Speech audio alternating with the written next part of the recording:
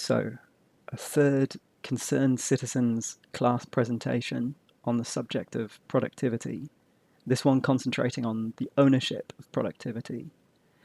I developed all three of these presentations and some other stuff as well for a course I was due to co-teach at Agape Ecumenical Centre in Italy, almost 3 years ago that was now. I ended up pulling out of that course pretty last minute for health reasons. I know some of the material I developed was used. I'm not sure if this was. Anyway, I thought it worth putting the material online. That's taken me a while, but here we are.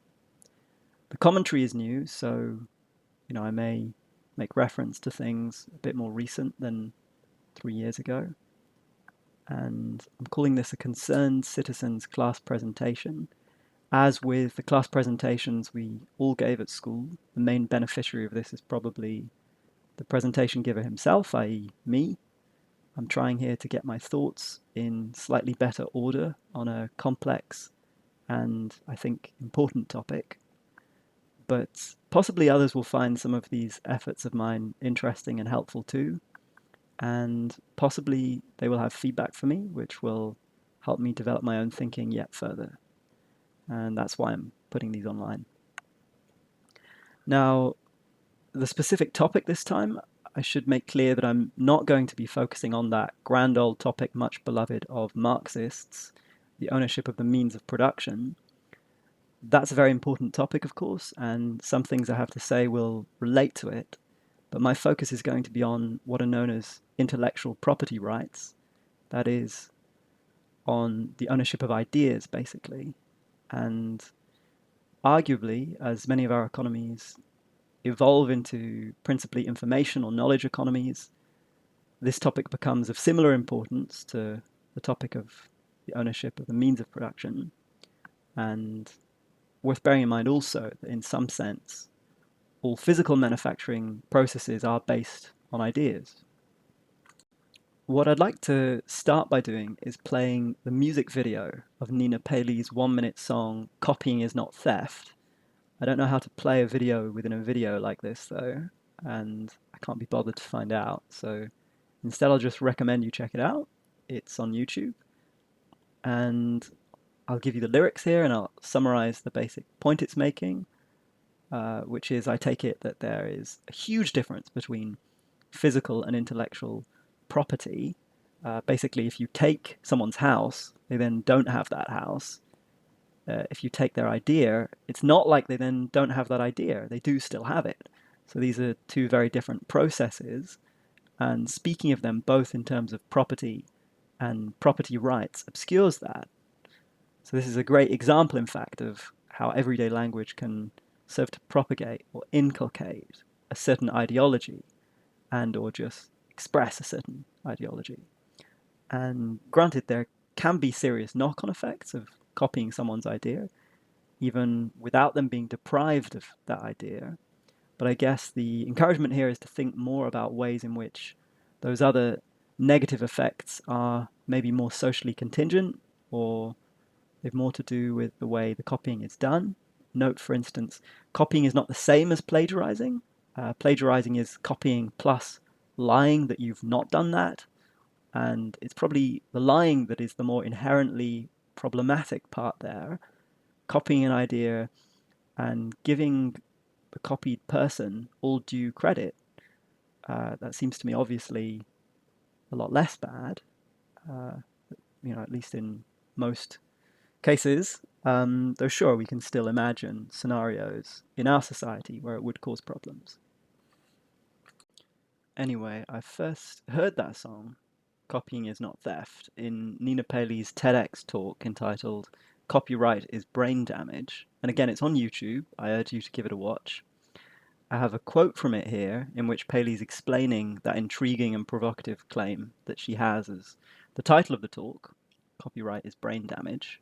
How's it brain damage? Well, Paley says we're all, among other things, information transmitters in the great collective mind of our society, and intellectual property rights, of course, stop us transmitting information so much or so quickly. And that has serious costs for our society and for us individually.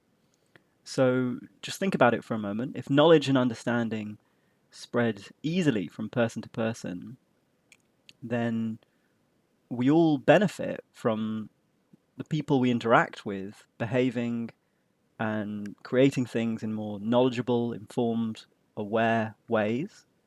That freely spreading knowledge just manifests all around us in better outcomes, better inventions, better conversations, better services, better systems to operate in. And yeah, part of the point there is that if knowledge and understanding can spread easily from person to person, there's a greater chance of them reaching people who can, perhaps because of other knowledge and understanding they happen to have, or because of particular skills they have, innovate yet further, take the knowledge and understanding to the next level, develop it, refine it, build on it, and then we all stand to benefit from that too. By the way, this is this sort of free way I'm describing of information traveling around a system. This is sort of how AIs transmit information, right? Or AI terminals, and you can imagine them looking at us rather confused and thinking, why are you putting up all these barriers to the spread of understanding around your collective system? You're really shooting yourselves in the foot there. Um, and yeah, just as it's good for knowledge and understanding to travel freely around a society like this, it's good for it to travel freely around an individual brain. That's the analogy. And when it cannot travel freely in a brain, that is typically because of some kind of brain damage. So things that stop knowledge and understanding traveling freely around societies are, in that sense, like collective brain damage. Now, I think this is a powerful analogy, and it gets at something very important. Also because, yeah, if you think about the effects of brain damage, it's not just that sometimes you lack information that you would otherwise have, it's also often a loss of functionality, right? Like you lose the ability to move your legs or recognize different colors or control your emotions so well. And I strongly believe that something equivalent to that does happen at the societal level uh, as a consequence of copyright and other forms of intellectual property rights. Now, I think a lot of people these days would not immediately get what I mean by that. Um, but maybe some religious people might understand me when I make the point like this. Suppose the Bible or the Quran or whichever holy and revelatory text you have in mind were under copyright, such that no one could access it without paying. And now suppose many people have little or no money. I mean to say there's a reason that churches are endlessly giving away copies of the Bible. They believe that people simply need to have access to this book to know how to do life, how to function, how to live in virtue rather than sin, how to earn salvation. Now, I don't believe that, but I do believe that life is full of challenges, both timeless challenges and newly emerging challenges. And we individually and collectively work out how to understand and deal with those challenges. And we often record the details of what we've worked out in books and in films, and even in music and dance and stand-up comedy and all other kinds of cultural products. Um, and sure, we can also communicate these things in conversation, but not normally anything like as well. That's a big part of what makes these cultural products special, how well they communicate these important to communicate things. And having pay barriers up to these cultural products means fewer people get access to them, and so fewer people learn those important lessons. And again, it's not just that they don't get certain information, it's also that their feelings are not stimulated in the right ways, they don't get the right kind of mental exercise, their eyes are not forced open to the right things, and in consequence, they are not as functional as they would otherwise be in the face of the challenges of their times. And thinking of any random film you've seen or novel or non-fiction book you've read, you might find that idea a bit far-fetched, but think of the best films you've ever seen or the best books you've ever read, the ones that really moved you, shocked you, changed how you saw or felt about the world. Now imagine that all the films you watch and all the books you read are of that kind of quality. And imagine you're watching and reading regularly. Now maybe you start to see how cultural products could be integral to your ability to handle the challenges of this world, especially in this day and age, and how not having access to them could, in some cases, make you a little like a dysfunctional brain cell. Like to give an example, my dad talks about how the film Billy Elliot played a pivotal role in helping him overcome homophobia. I think probably he would have got there sooner or later, the way society was going and the kind of person he is. But maybe it would have taken him, I don't know, a few more years. And in those years, he would have been dysfunctional in that regard, right? Interactions he would have had with homosexual people wouldn't potentially have gone as well in those years. And possibly that would have been, the consequences of that would have been quite extreme for some of those people. Or another example, a very different example I like to give, think about how the book The Guns of August by Barbara Tuchman helped Kennedy and his team maneuver out of the Cuban Missile Crisis. Again, if they had not read that book, which recorded basically lessons from the outbreak of World War One, we might have had nuclear war. Now, of course, you'd think that the president of the US will have little difficulty getting any books he might want, but the same is certainly not true for many other people. And we all face our own little Cuban Missile Crisis from time to time. And the point is that generally, across the whole body of the population, copyrights make the passing on of sometimes crucial wisdom, crucial mental exercises, more difficult to achieve, slower, less likely to happen. And Paley, by the way, who I realize I haven't said so far, is an artist herself, and a brilliant one at that.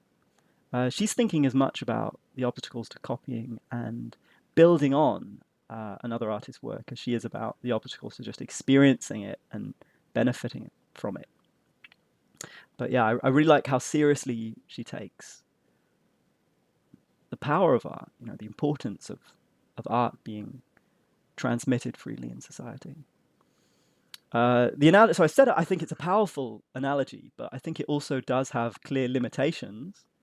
This brain damage analogy, if you take measures to ensure your unscrupulous neighbor does not know your credit card PIN number, or if governments take measures to prevent extremist, terrorist groups from having the information necessary to access the defense ministry's servers or whatever, can we really characterize that as a kind of brain damage?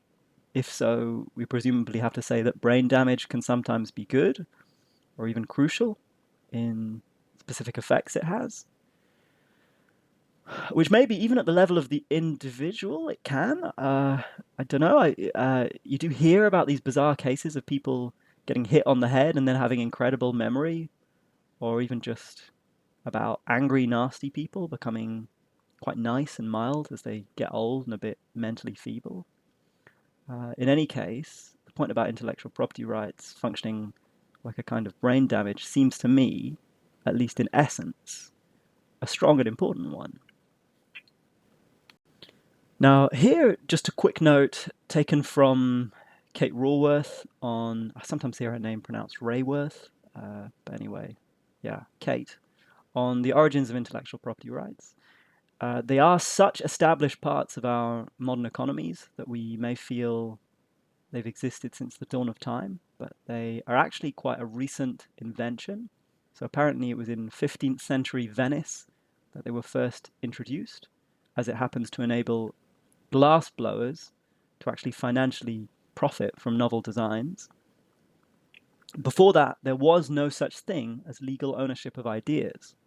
Well, I say that I have heard elsewhere the claim that there was something vaguely similar for some types of artistic work in ancient Greece at one point, and I personally wouldn't be surprised if there were a few other sorts of historical example that Kate wasn't aware of. But yeah, it seems clear that for most of recorded history, in most historical civilizations, there was little or no concept of intellectual property rights.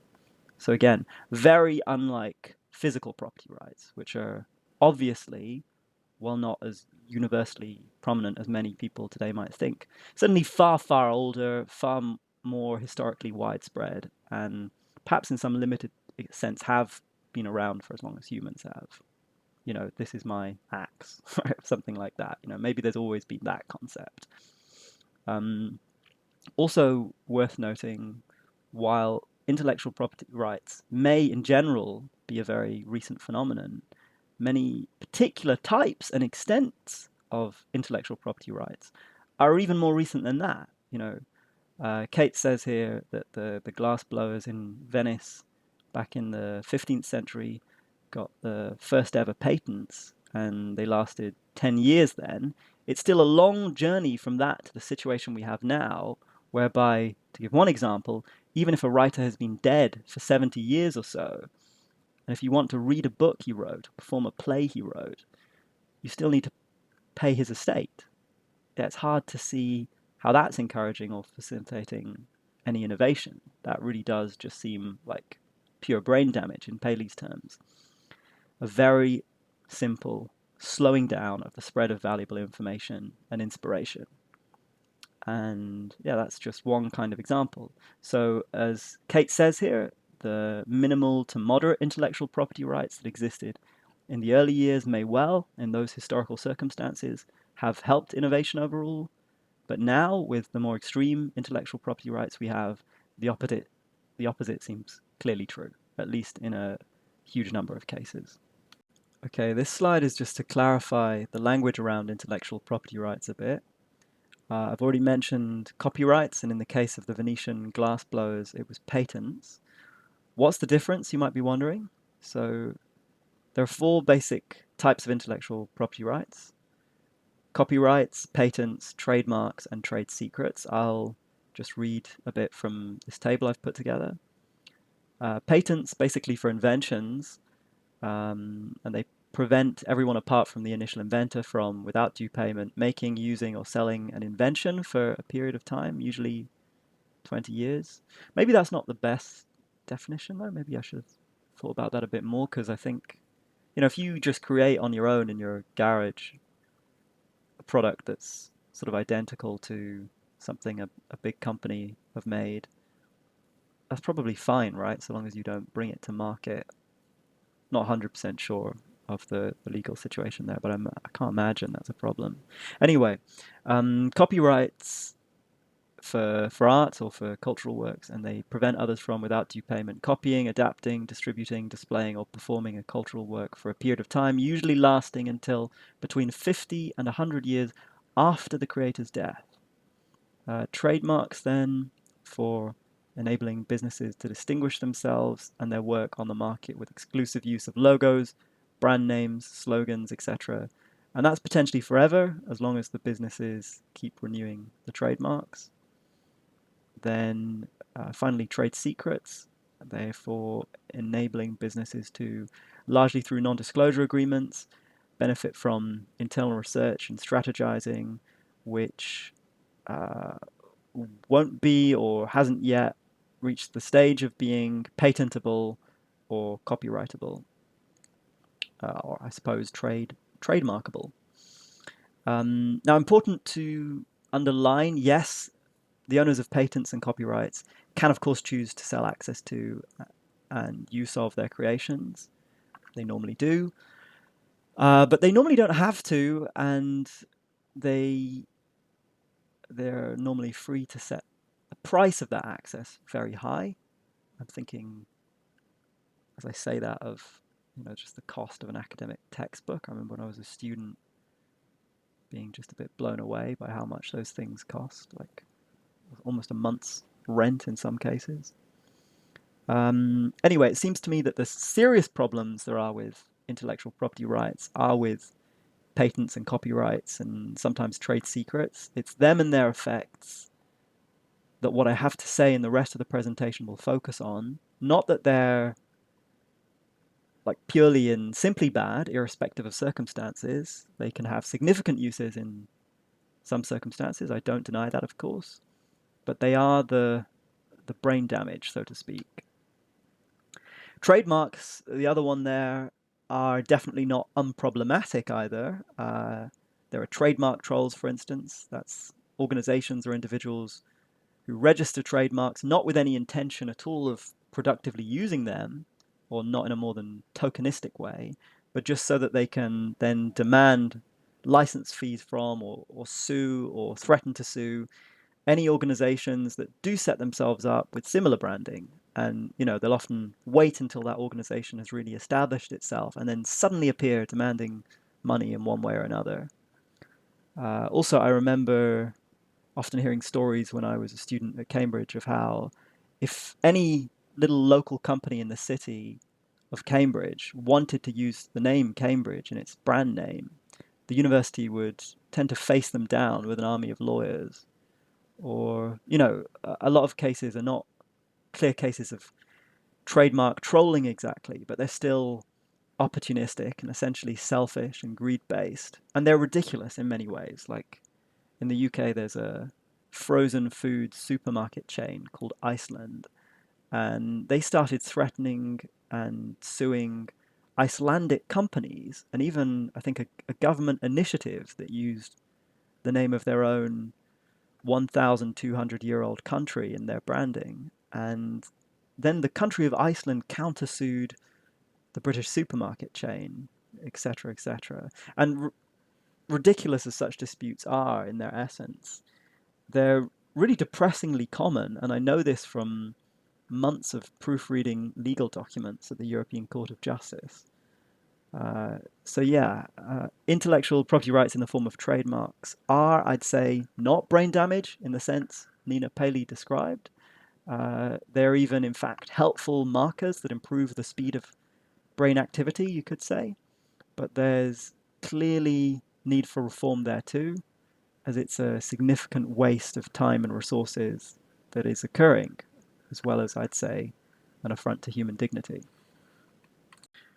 Now, with this slide, I want to say that even aside from the brain damage point, I mean, leaving aside that huge and inherent problem with intellectual property rights, there are many other specific problems with especially patents and copyrights as we currently have them.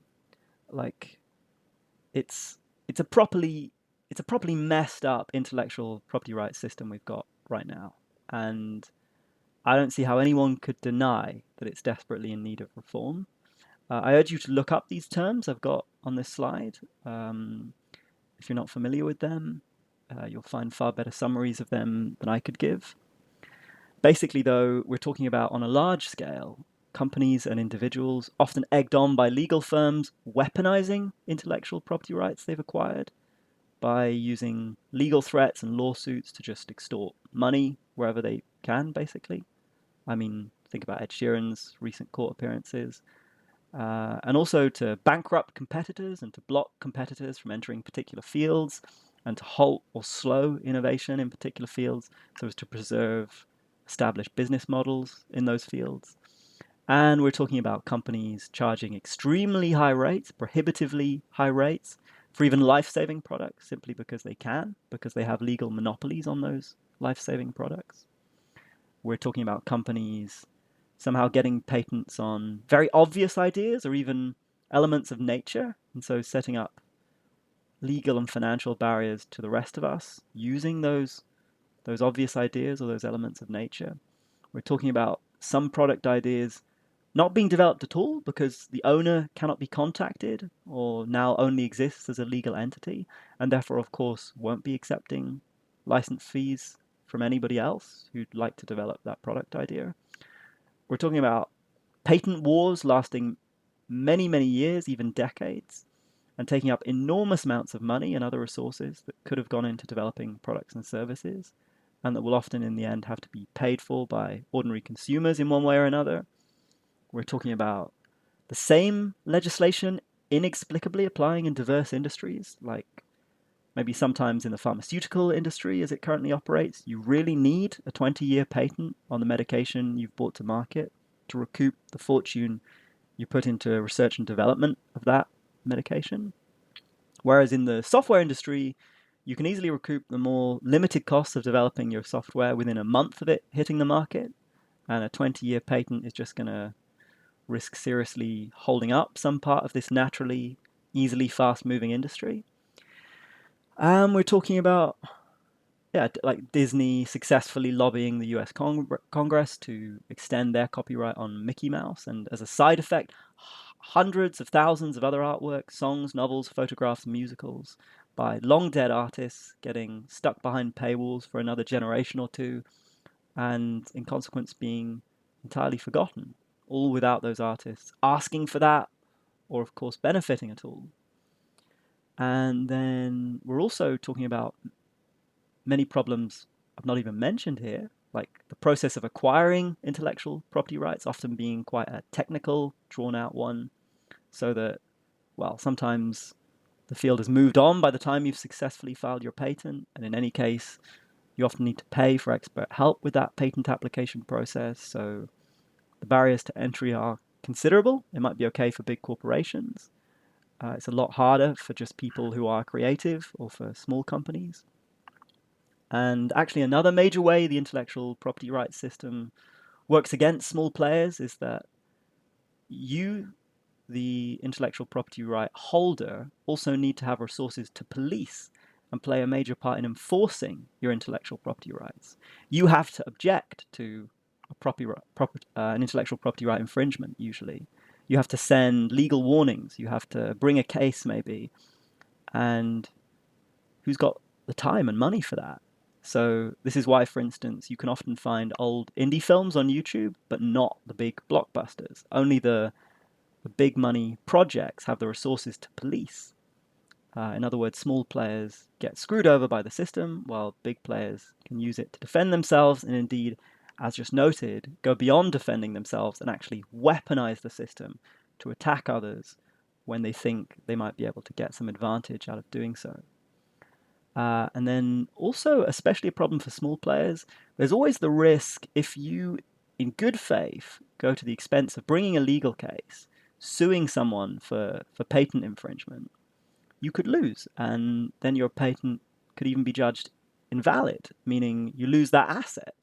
So just think how ruinous that could be. And maybe you lose just because the other player had more / better lawyers or whatever, which is very likely if they're a big corporation and you're a small player. Then, especially in the case of copyright, if you think of pirating, there's the unfairness of loads of people violating these rights with no punishment, downloading from Pirate Bay or whatever it would be, and a tiny number of them being made an example of.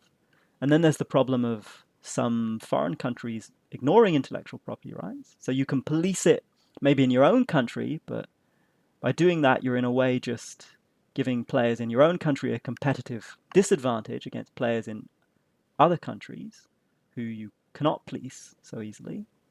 And this is apparently an important part of how China's enjoyed such strong economic growth in recent decades, or certainly that's one narrative I've heard.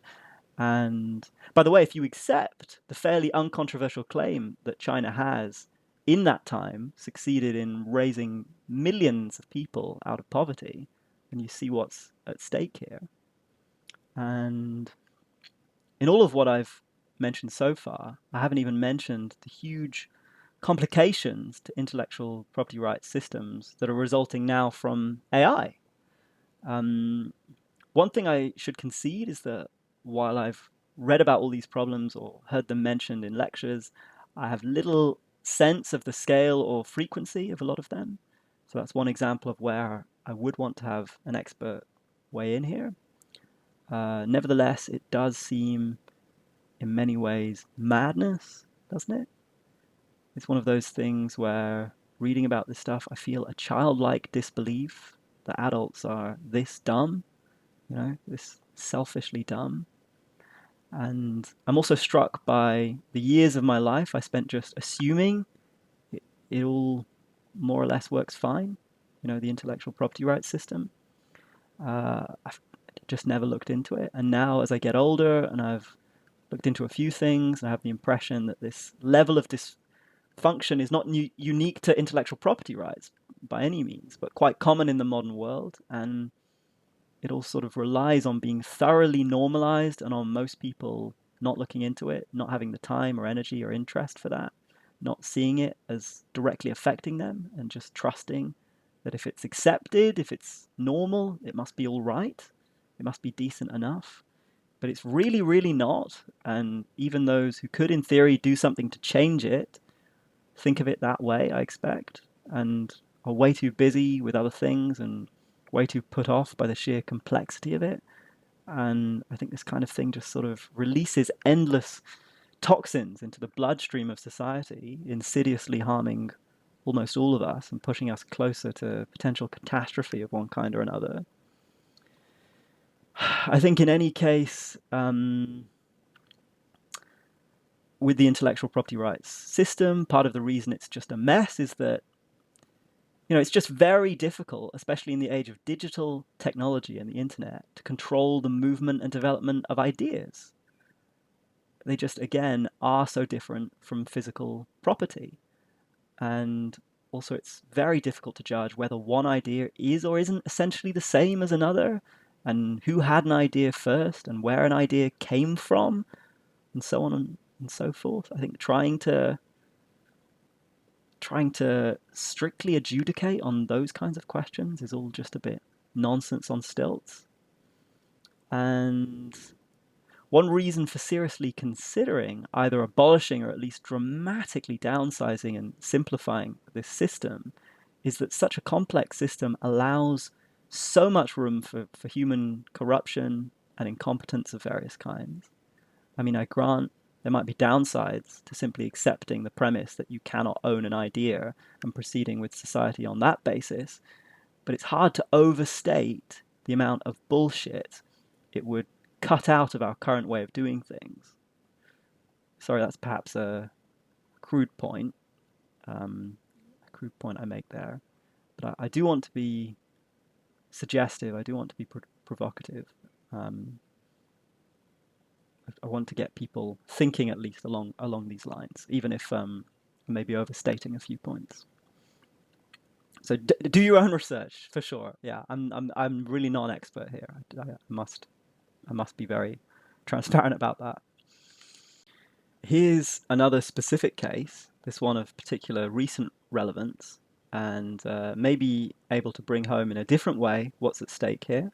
So this photo is from a protest in London during the pandemic, and the quote here is from an article in The Economist by Mariana Mazzucato and a couple of colleagues of hers, and they're arguing for the patents surrounding COVID vaccines to be abolished or at least suspended, pointing out that, quoting here, companies spanning the globe from Canada to Bangladesh are ready to produce hundreds of millions of doses if provided with the know-how.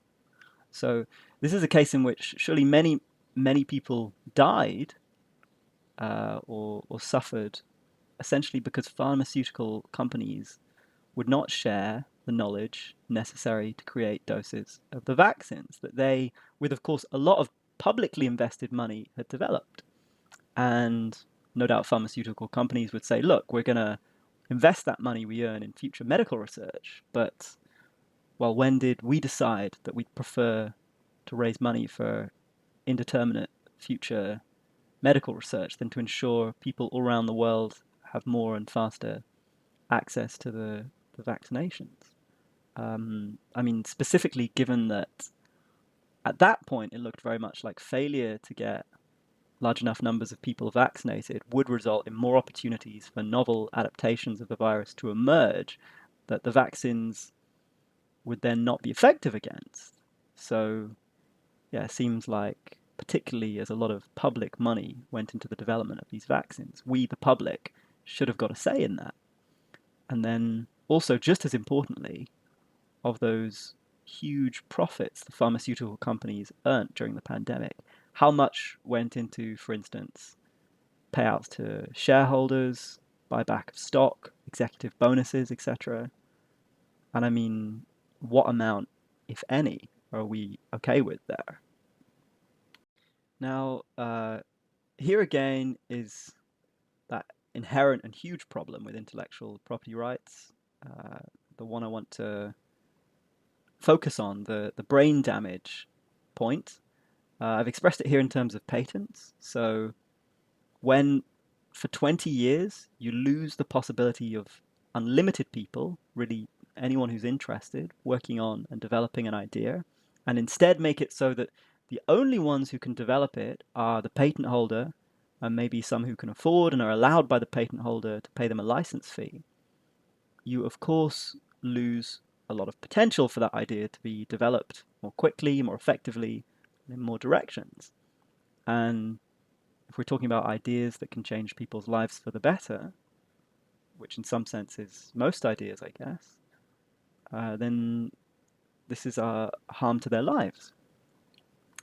And if we're talking about copyright instead of patents, then I'd be describing how art often progresses through copying, through remixes, sampling, adaptations, using characters or settings from other writers, etc., etc. And obviously, legal and financial barriers there don't help that progress, nor does the fact that those financial barriers make it harder for artists or potential artists to even experience works that might inspire them.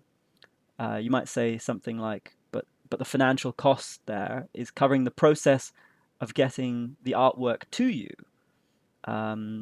Okay, then my main complaint is just against any cost beyond that, though I'd also have some perhaps controversial thoughts about how those conveyance costs, as it were, should be borne.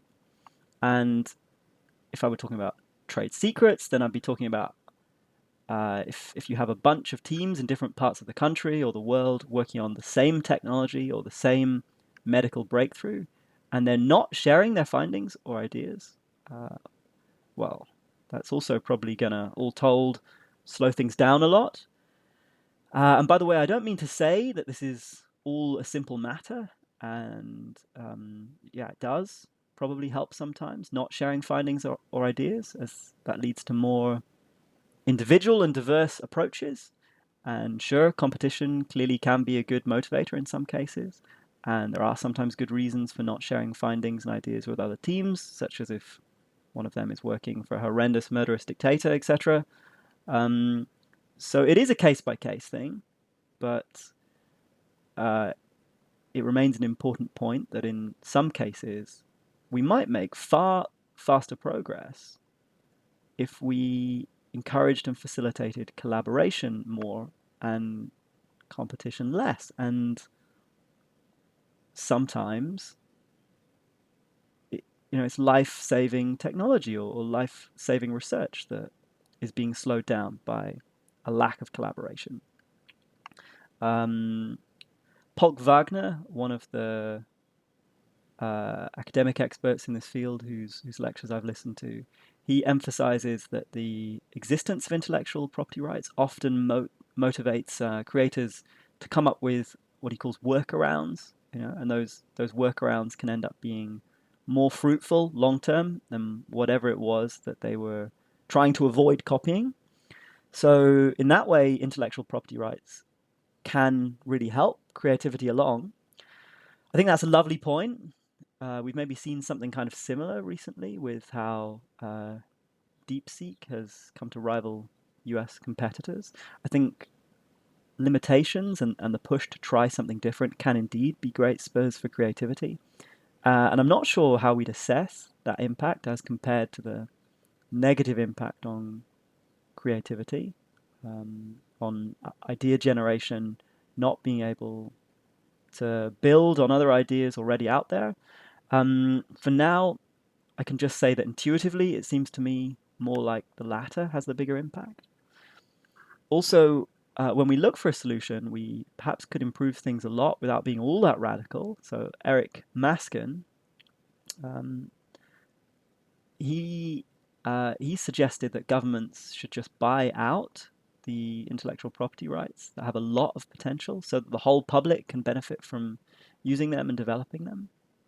But yeah, my inclination, my, as said, inexpert inclination, is to be a bit more radical on this.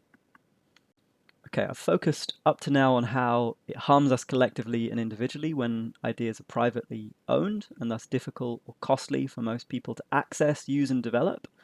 I now want to look at this subject from the other side. I want to suggest that maybe it's also not really just for ideas to be privately owned because of the extent to which their generation is a collective process.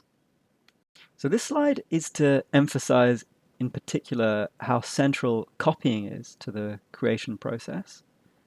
This is Kirby Ferguson's innovation formula in the red box there. So Kirby Ferguson has this documentary series on YouTube called Everything is a Remix. That's what these quotes are from. In that series, he mostly analyzes all sorts of elements of popular culture over time and points out how all the supposedly new ideas in them derive from earlier ideas that were also there in popular culture. A lot of examples are from music and cinema, but I quote here this example he gives of the Ford Model T, which was, I think, the first mass-produced car. Maybe it's worth saying that I think Ferguson's interested in the bigger, more headline-grabbing innovations here. Because you could object that the second part of the formula, the transformation part, must involve some kind of innovation that's not just copying. Anyway, according to the formula, all major innovation processes start effectively with copying what others have done, and that's how we get familiar with the material. And then when we get very familiar with the material, we can create little variations on it. And that's nice, but what we've done will still be essentially derivative at that point, essentially generic. But then if we go on to the third step and combine multiple different things that we've copied and transformed and that haven't been combined in that way before, that's where the really big breakthrough is going to be. Now, I'm not sure how scientific this is as an account of innovation, but it's something I've come across and it seems about right to me. Not exactly right for all cases, certainly, but about right for most cases. I mean, you could ask, for instance, if you do enough of these little transformations, couldn't they add up to a major innovation? And I'm also open to the idea that some innovation doesn't start from copying. I think of these sort of lone genius figures like the Indian mathematician Ramanujan. I'm not sure how you pronounce it.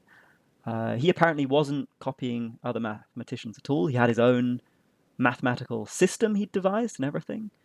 Or the philosopher Ludwig Wittgenstein might be another example. He was apparently never into reading the work of other philosophers, particularly.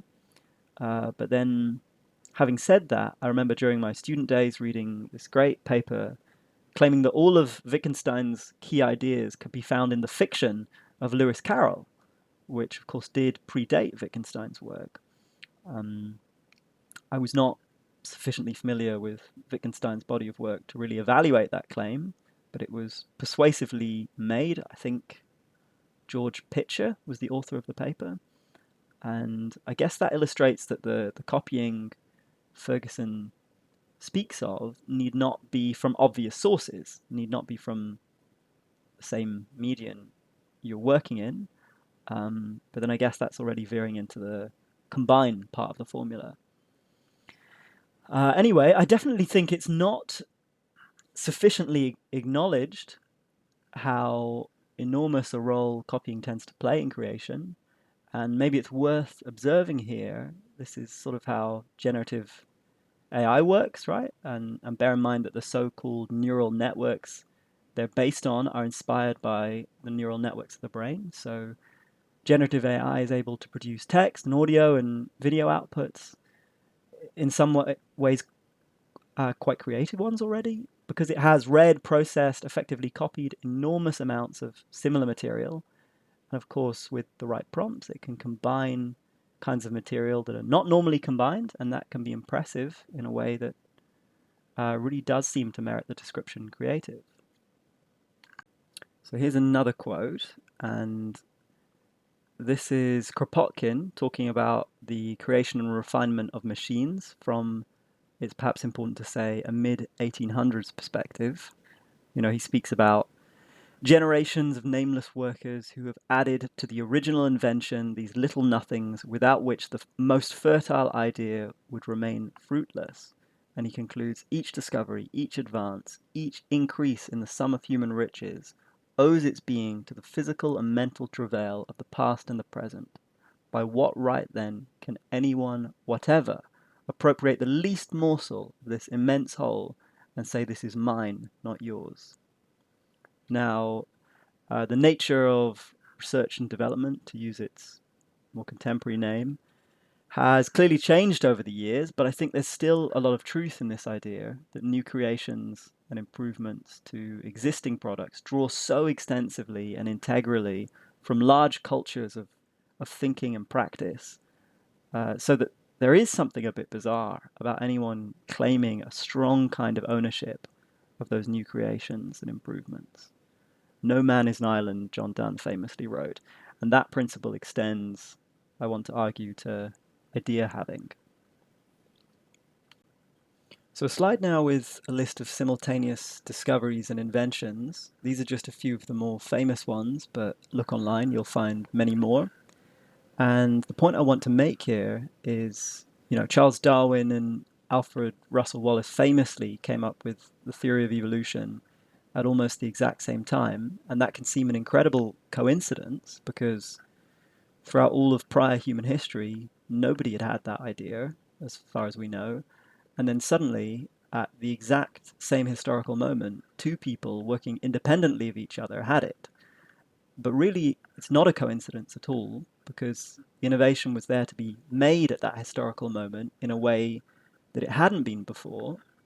And that's principally because of the contributions of many others over a long period to all the relevant discussions and research processes that were going on. So I think that quote at the top there from one of the Nobel laureates in the sciences captures it very well. You do not make a discovery until a background knowledge is built up to a place where it's almost impossible not to see the thing. And the Edison quote below is saying more or less the same thing.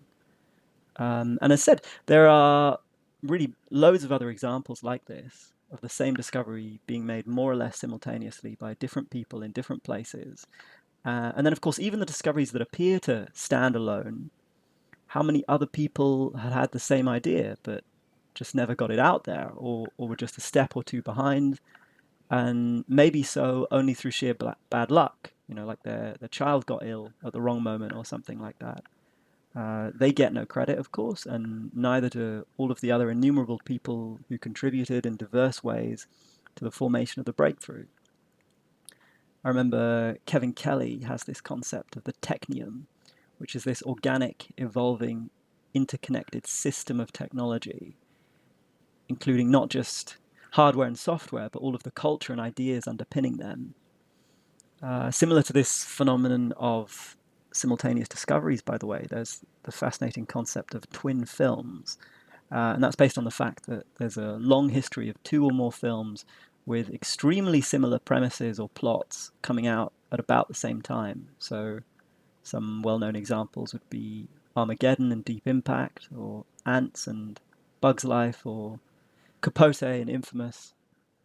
And again, you can just look online. It's a very, very long list. Now, this passage from an essay I remember loving by Elizabeth Anderson is going beyond the intellectual contributions to an idea and looking at the other types of crucial contribution.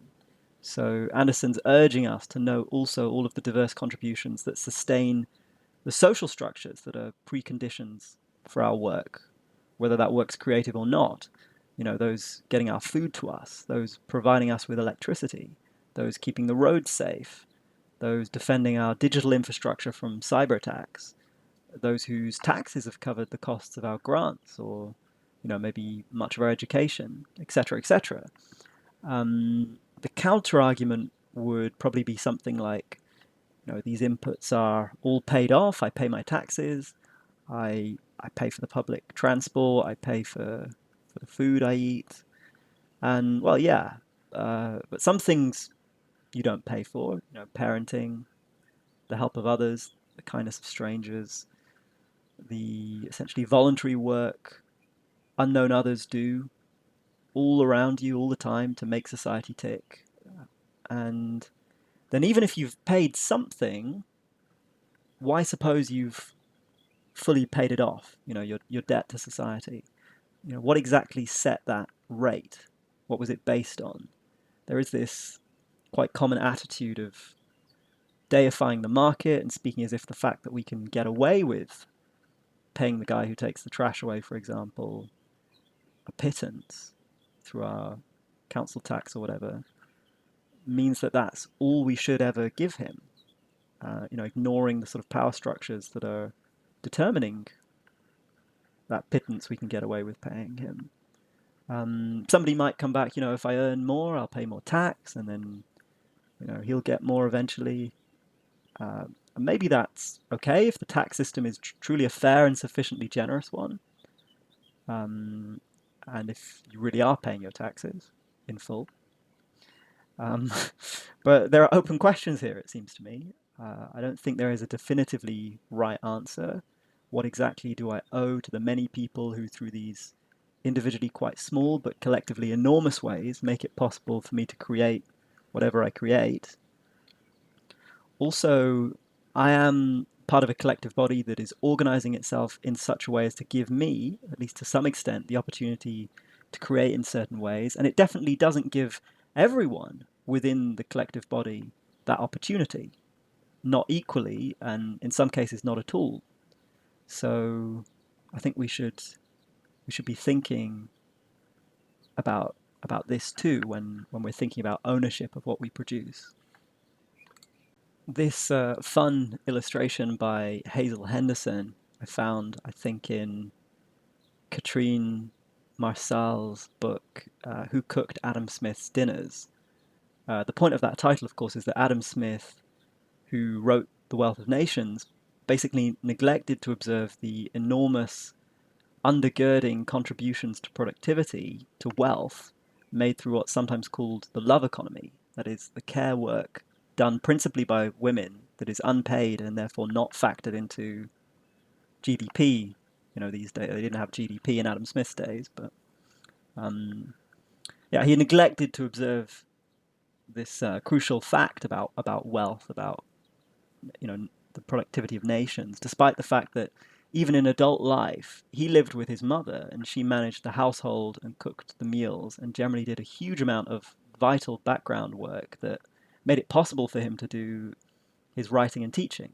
So it was right in front of his nose, but he just lived in a society in an era when this kind of thing was so thoroughly taken for granted.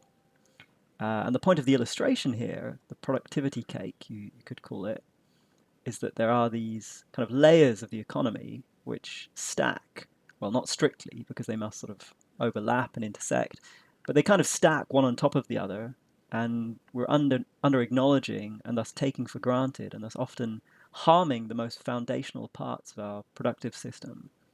And the absence of those parts of the system from the standard calculations we use to measure and guide our economies is presumably both a symptom and a cause of that. This is Turner's painting The Slave Ship, and I just want to point out another massive under-acknowledged contribution to our productivity, and that's all the stuff we or our families or our societies have stolen over the years. Do British people, for instance, really think the relative prosperity and productiveness of our country now, or at any perhaps better time in our recent history, has nothing to do with the hundreds of years that we colonized and controlled and stole so extensively from other countries? We can trace that link very directly. the profits from the slave trade, say, or other extractive colonial practices being invested in our civic infrastructure, our schools and universities, or in covering the living expenses of a class of people who then had a lot more free time to think about things and read and write and invent. Or the connection could be more indirect. For instance, we wrecked other countries, massively disrupted and destroyed the institutions and traditions that were the basis of their long-time way of life. We left them in chaos, particularly thanks to our divide and rule practices. We entrenched systems of abuse and extraction that local corrupt elites, our former lackeys, basically just assumed the levers of after we left in many cases. And so perversely, we then were the beneficiaries of enormous brain drains from these wrecked countries into our safer, more functional country, ending up with all this extraordinary immigrant talent and drive.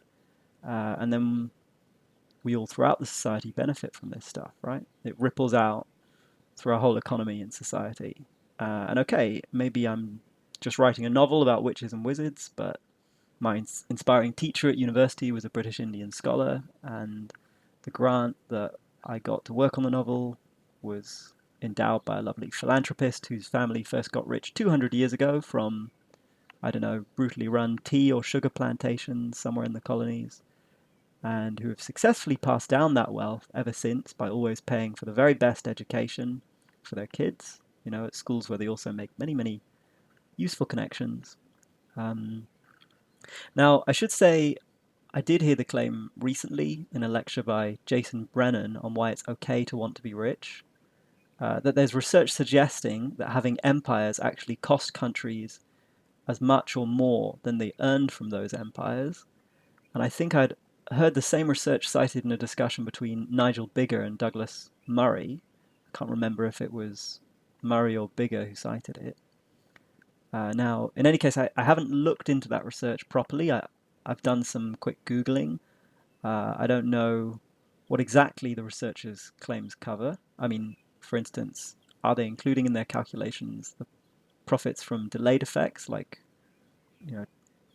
late 20th and early 21st century brain drains? I don't know. The claim that seems central to what I found through my Googling was that the British Empire, at least after the mid 1800s, so that's post-slavery, was a net financial burden on the country as a whole, while it did still enrich the elites in particular, which is, a lot less surprising. Anyway, does it get us off the hook if the UK, let's make the bigger claim, if the UK lost more than it gained economically from its empire, would that get us off the hook here? I mean, obviously it wouldn't mean that we're not morally culpable for what we did, or any less so. You're not absolved of bad things you've done if you end up not profiting from them. But would it mean more specifically that our productivity now is not based on a history of theft and exploitation, and therefore that we have more of a right to it? Well, I don't see that it would particularly mean that. Earlier, I traced some routes by which British productivity today is based on historical colonial extraction. Those routes don't become any less real just because colonialism was an economic drain in other ways. So I think the truth then would just be that colonialism made us, as a country, both poorer and more morally compromised in what wealth we do have.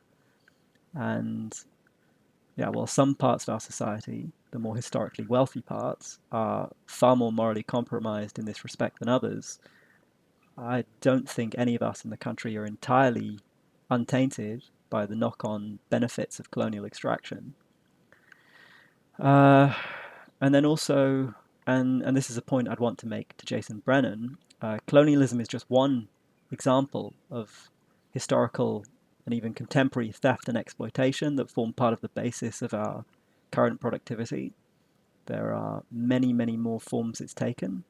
Historically, we could look at enclosure of public lands, which many had depended on for their livelihoods. We could look at widespread conditions of wage slavery during the Industrial Revolution and since.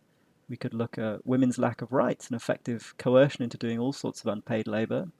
We could look at richer countries using up far in excess of their fair share of certain natural resources or pollution quotas.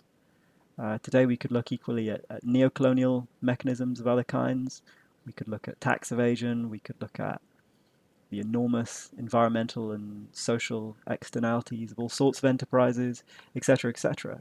I took the UK and colonialism as my main example here, but let he who is sinless cast the first stone. My main point is that in being productive today, we almost all depend on advantages that we or our family or our country or our networks have accrued, and there tends to have been a lot of injustice in the accruing of those advantages, if not in the most recent phase, then in the one before that or the one before that. All property is theft is a sort of hippie or anarchist slogan, and I'd answer that certainly not all property is directly theft, but maybe all property is at least in part derived from theft. I would guess that's what they mean. And I feel the only plausible antidote to the sheer pervasiveness of theft in the foundations of our society is similarly pervasive giving, or just a reworking of the whole system so that there's a focus on the meeting of people's needs above anyone's ability to accrue wealth or advantages beyond what they need.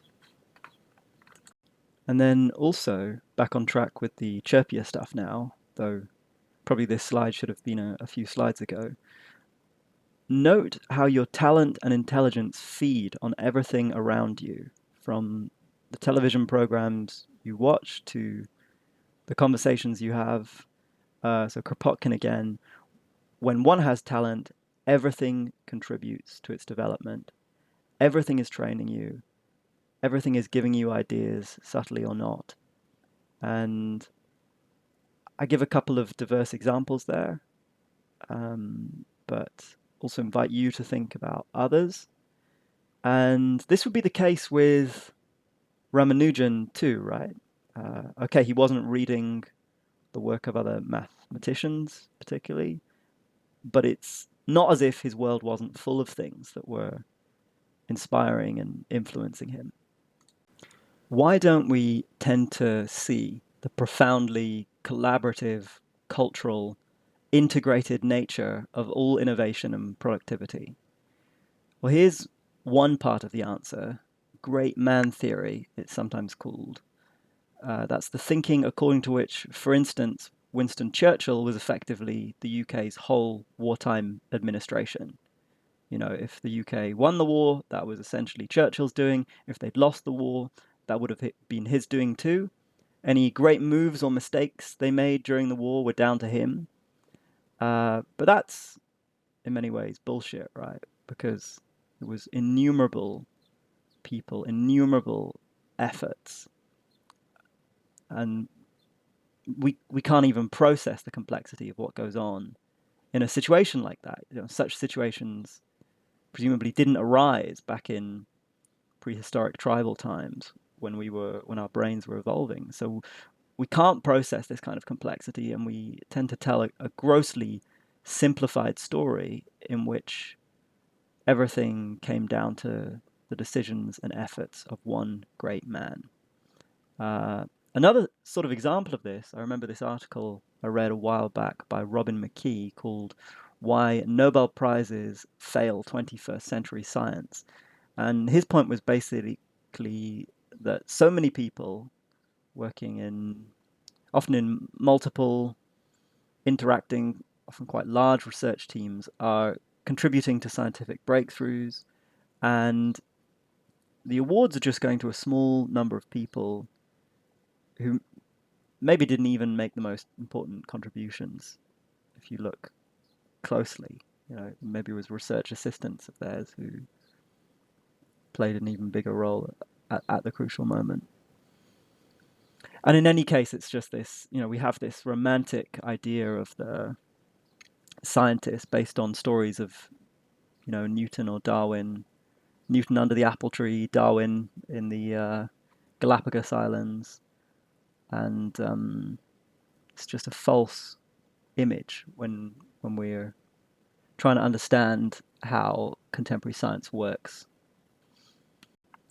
But suppose we acknowledge and embrace collective ownership of innovations. Well, one indication, maybe the best indication of how that might look, comes from the open source movement. I'll just read some of the text here. Open source originally was developed in the software industry, as inventors would share the source code of computer programs to innovate faster. Open source works amazingly well because having a lot of people work on a problem together tends to get a much better solution than a few. Today, open source is dominant in all supercomputers, 90% of cloud servers, 82% of smartphones, and most artificial intelligence. 90% of the Fortune Global 500 use open source software. And at the bottom there, Mark Hinkle saying, the methodologies of the open source community of sharing, forking, debating, and involving the stakeholders of the software could be and should be incorporated into other fields of endeavor. I should say some of those figures I cited there might be, well, cited by Pierce, might be a little out of date because the article's a few years old now. But I take it that the points he's making still stand. I'm certainly not saying, far less with any certainty, that there should never be any kind of proprietary or protected idea. I doubt that's the case. But as a general way to go, this seems to me pretty appealing. So why do open source coders do it? What's motivating them to put all that work in? Well, it does sound like using and strengthening open source tech can, in many cases, just be a sound business strategy. So maybe sometimes they're motivated purely or partly by these two objectives listed here, survival and wealth.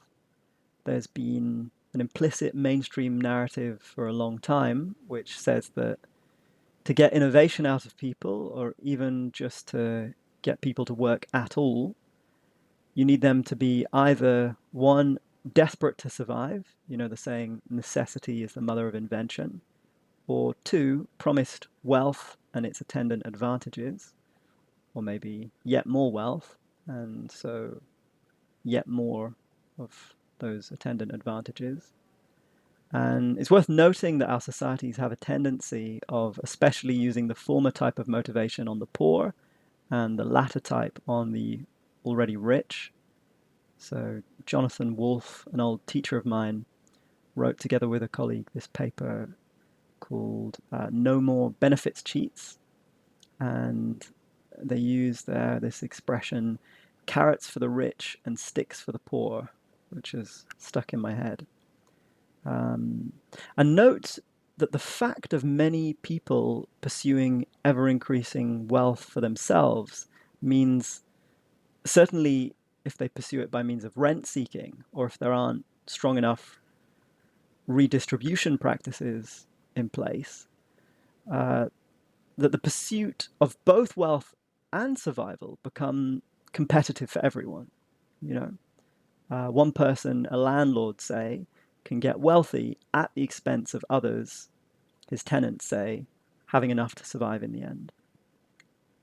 Anyway, this is a very incomplete conception of what motivates humans to work and innovate. I mean, thinking that it's really just wealth and survival that's motivating people to work or to innovate is extremely reductive. And I've met open source coders who are not at all motivated by either of those things. Julie Shaw, in a lecture talking about the open source model, lists these typical non-financial, non-survival based incentives for productive activity. We almost all want to be useful. We almost all want to enhance our reputations or just make loved ones feel proud of us and admire us. We almost all want to experience creative joy. And we almost all want to feel actively connected to others. In productive effort, we can find a good source of all of these things. And note that none of these are inherently competitive pursuits. Reputation can be in some context, but admiration is not an inherently limited resource in the way that the resources necessary for survival and wealth are. I say they're not inherently competitive. One alarming possibility with mass automation is that opportunities for creative joy and connection and usefulness through productive effort will become more and more scarce, and so we'll end up having to compete for the opportunity to be even a little useful, for instance, when before useful work was totally abundant. Actually, a great essay I want to mention in passing here, Paul Gomberg's Against Competitive Equal Opportunity, just making the case that we should design societies and economies such that we all have access to the kinds of work that provide us with these things. And thinking about times past when useful labor was totally abundant, I wonder what our distant hunter-gatherer ancestors would have said if they were told that in the future people would be rewarded for their work in liquid power, which is what money basically is, right? I think they might have just been like, why? Why not motivate them with these natural rewards? Power corrupts, and I don't think enjoyment, for instance, corrupts in that kind of way or to that kind of extent. So focusing now on enjoyment as a motivation, Douglas Adams, in a 1998 interview with the AV Club, argued that we get the most interesting work in a given craft or medium when people are incredibly creative in it, just because they love it to bits and think it's the greatest fun you can possibly have. And a lot of great thinkers and innovators have described feeling like this about their fields. I mean, do you really think it was fear of starvation or a desire for great wealth that was the main thing motivating the great innovators of history, people like Einstein, Newton, Tesla, Faraday? Maybe fun is not always the right word, but fascination, surely, intrigue, wonder, in any case, intrinsic rather than extrinsic motivation, to use the technical terms. The late anthropologist David Graeber, in his lecture on bureaucratic technologies and the future as dream time, argued that the time of aspirational technology, as he put it, is gone. We don't get the flying cars and teleportation and settlements on Mars that we expected 50 years ago. And we don't get them because we've lost sight of how innovation really works. There has been this stifling bureaucratization of the innovation process, resulting in what he calls bureaucratic technologies. So I'll just read, it's a great quote, so I'll just read it out. If you actually want to come up with an unexpected breakthrough, what do? You get a bunch of creative people, you give them whatever they want, whatever resources they need, and you leave them alone for a while. And you come back, and most of them aren't going to come up with anything, but one or two are going to come up with something you never would have imagined.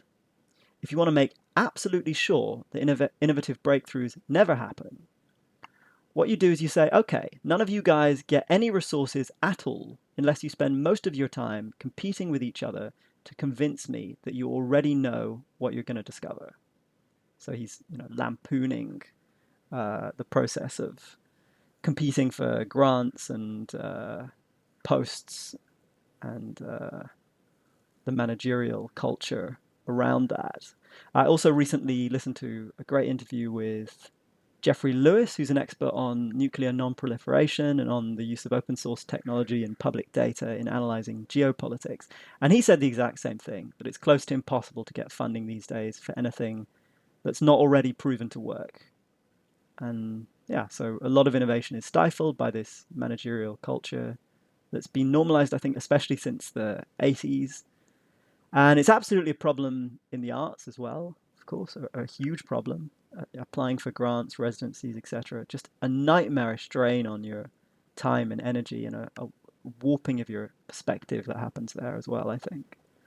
One of the great things about a sufficient universal basic income by the way, is that it could, by freeing would-be innovators from parts of the bureaucratic process necessary to get the funds to live on while innovating, and also just by reducing levels of employment and not plunging the unemployed into debilitating financial insecurity, unleash huge amounts of creativity.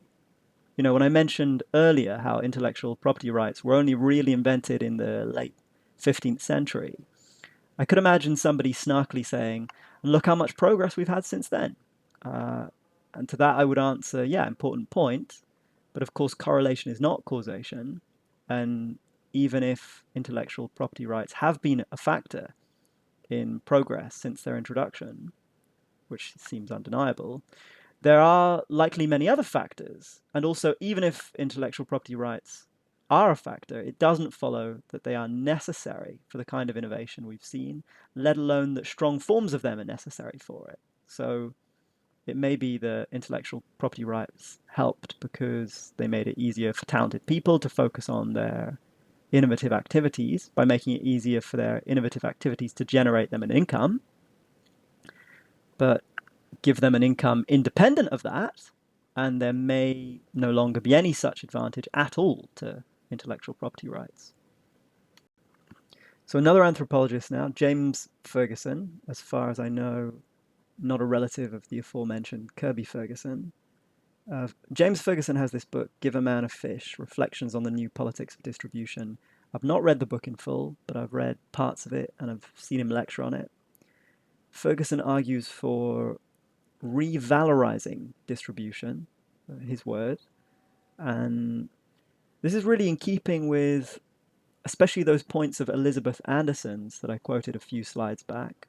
So Ferguson says states or communities should be accumulating and distributing wealth, and normally we should all get some of it, but we shouldn't think of the core chunk of the money that we receive from the state as a benefit or gift of any kind, nor as an exchange for anything.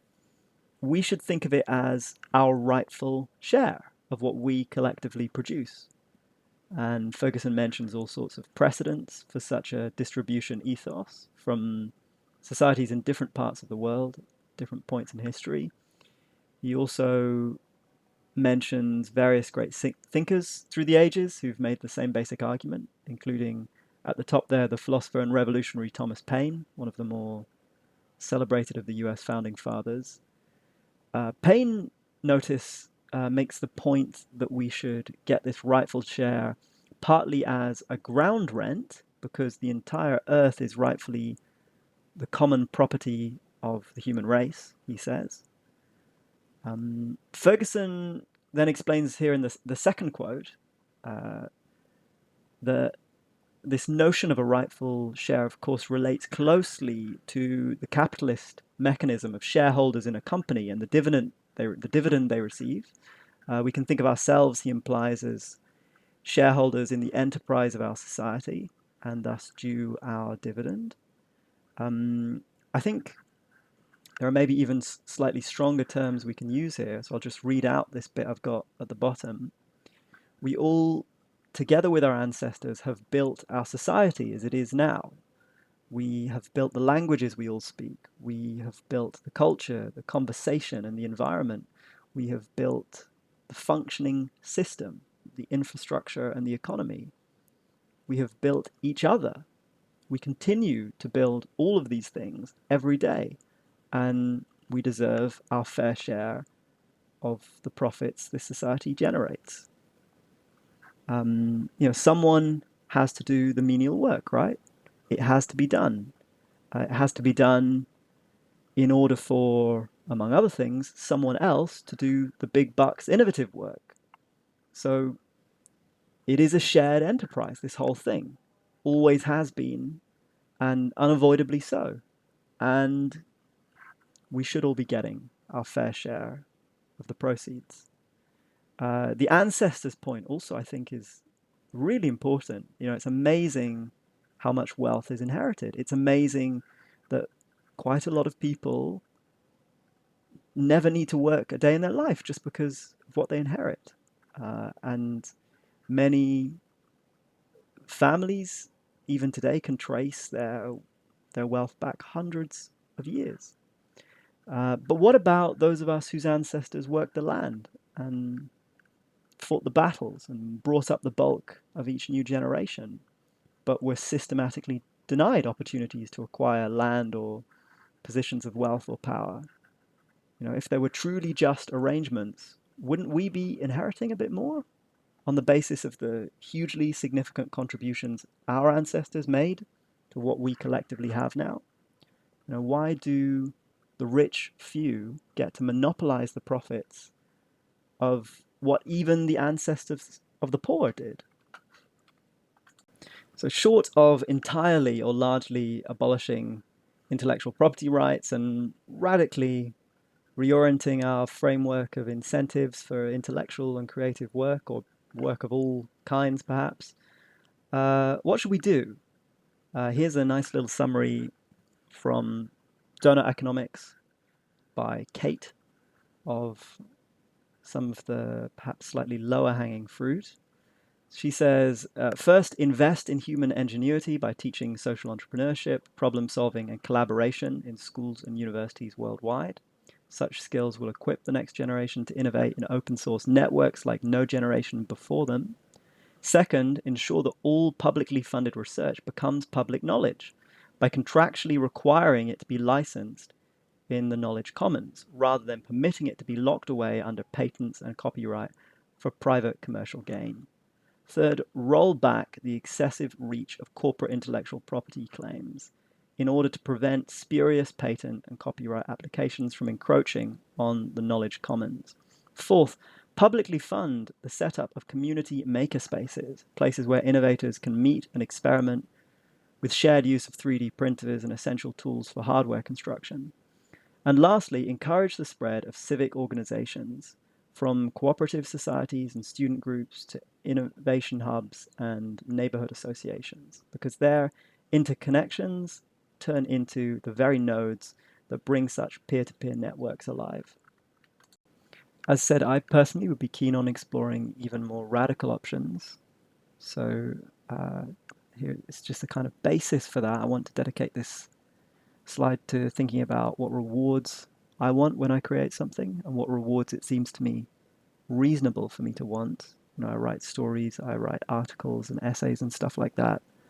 And I don't think that in every case I want all of the things on this list, but I think that for each of them there would be circumstances in which I'd want them. Well, maybe the first one is a bit different there. It's it sort of follows automatically from the feeling of having done a good job, just satisfaction or pride in myself. Then, yeah, some public esteem, in some cases at least, as said.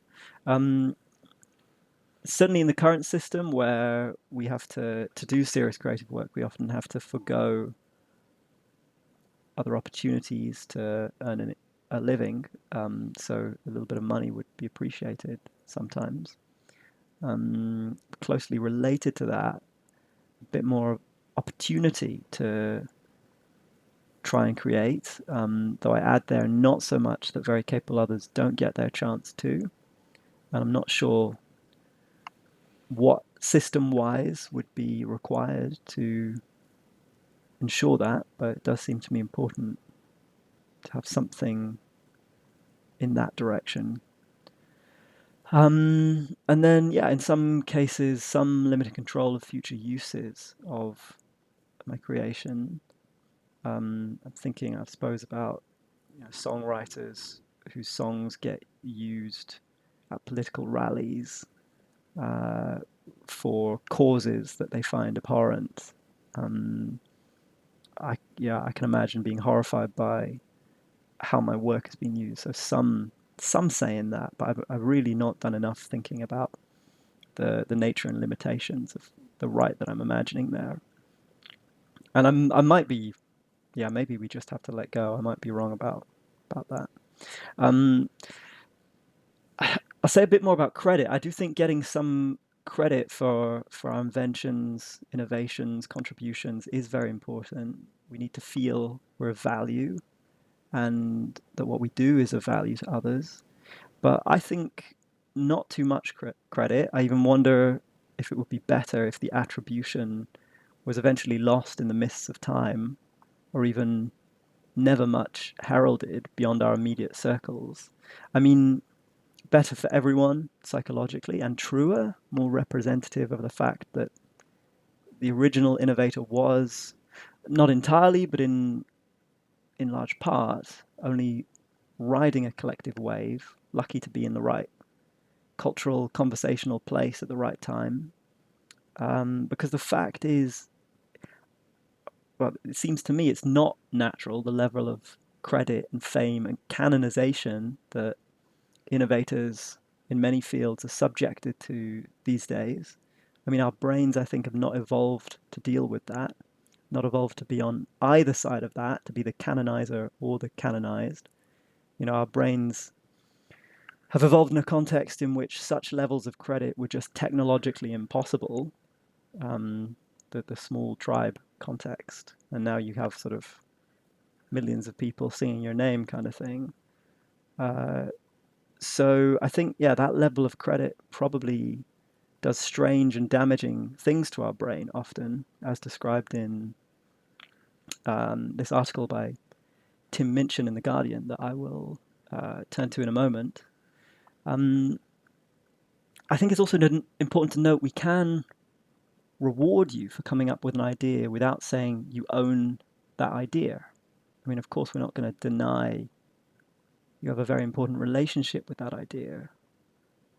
We're not going to say it's not in some major sense your idea, but we say your child is your child without meaning that you own that child, right?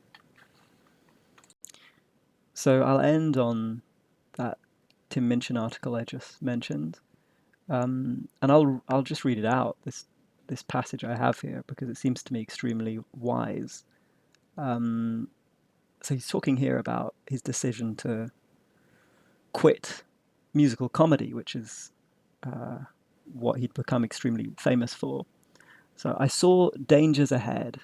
I'm married to my childhood sweetheart, Sarah, and we had kids relatively young. I like my kids, and I like Sarah. I like peace and quiet. I love running and eating reasonably. I like playing piano by myself, and I like being able to walk to the shops without being stopped. I like my liver. But do you know what else I like? Like, really fucking like? I really like wine. I really like tour buses with cheese platters at midnight, and nice hotels, and someone to sort my washing.